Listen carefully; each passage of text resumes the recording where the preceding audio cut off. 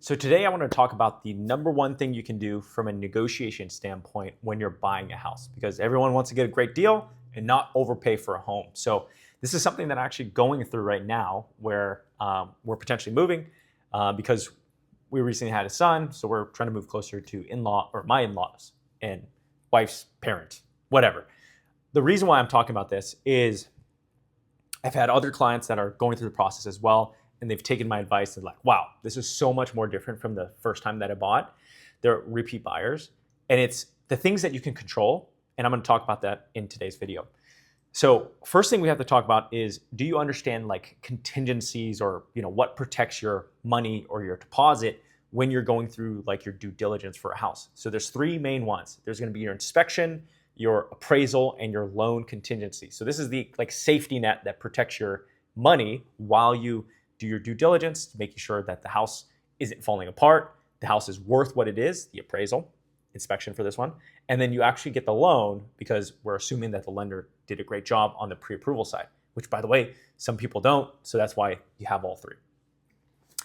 And then the other thing below that is, well, we want to structure or we want to understand what do sellers actually value, okay? So I break it down to a formula that I call how to write a winning offer, which is price plus convenience divided by speed, okay? So price obviously is something that you don't have much control over unless you want to bid more if you wanted to. But obviously as a buyer, you want to get the house as the lowest price reasonable, right? Convenience is the next one. For example, if you're going to buy something on Amazon and it takes, or anything online, it's going to take 3 weeks. I don't know about you, but I'm like, no way. I'm not going to do that. Amazon's like same day, next day. I'm like, okay, cool. I like that. Or 2 days, right? That's more convenient and a little bit of speed too, right? It's easy to go on the app. It's easy to order stuff. And they have this new feature that says add to delivery for tomorrow's delivery. Craziest thing. I'm sure that's made them a ton of money because I'm like, oh, press this button, we're good. And then divided by speed. So speed is almost like this common denominator where it is universally better for most people, where you can control two things on speed. Your contingencies, you can remove your contingencies faster, but still close slow, meaning you can still do a 30-day closing or 45-day. Maybe your lease is coming up soon or whatever, or not too soon, but you want to time it with your lease ending. But on the contingency side, universally, if you can remove your contingencies faster, that'll always be better for the sellers and a little bit for you too, right? Like you're getting stuff done. Does that make sense? Other thing that I want to talk about too is when it comes to negotiating when you're in contract, okay, which I'll go into a few moments. It is very important to understand what's important to the seller and as well when you're putting an offer, right? So again, when you're putting an offer, what you can control is convenience and speed, okay? You can't really control the price because that's kind of out of your control. You don't know what the seller's going to accept. You don't know what other people are going to offer, but you can control how convenient is your offer. This is why working with a great agent, I'm not a real estate agent either, so I'm just telling you what a great agent does, is they write the most convenient offer. Easy for the listing agent to understand, easy for the sellers to understand. They're not asking for all these knickknacks. You kind of want to just bulk it, make it the most convenient offer. You want to make it so that way the Amazon add to tomorrow's delivery button is super easy, kind of like that, right? Speed-wise is they write offers that either close fast, like 14, 15, 19, 21 days instead of the typical 30, 45. And they write a fast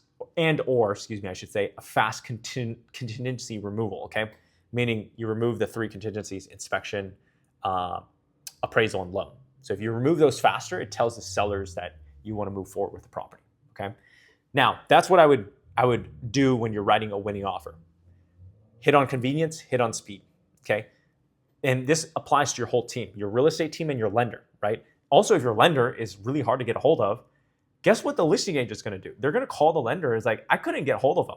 So if there's multiple offers on the table and they're the same price, they're going to drop your offer if it's impossible to get a hold of a lender, because guess what? You need the money, the loan, to get the house. So if they can't get the loan, then you can't get the house. The listing agent's job, the one representing the sellers, is to make sure that the house closes, right? At all costs, right? So they're going to evaluate the realtor and the lender. How fast are they? How convenient are they to work with? What's their track record? Stuff like that. So that's all super important, okay? On the flip side, on the other side, when you're in contract, okay? This is a super secret sauce that we're doing too, and it works, okay? We submitted a request for repairs because I do loans and we have a lot of control over my loan, if that makes sense.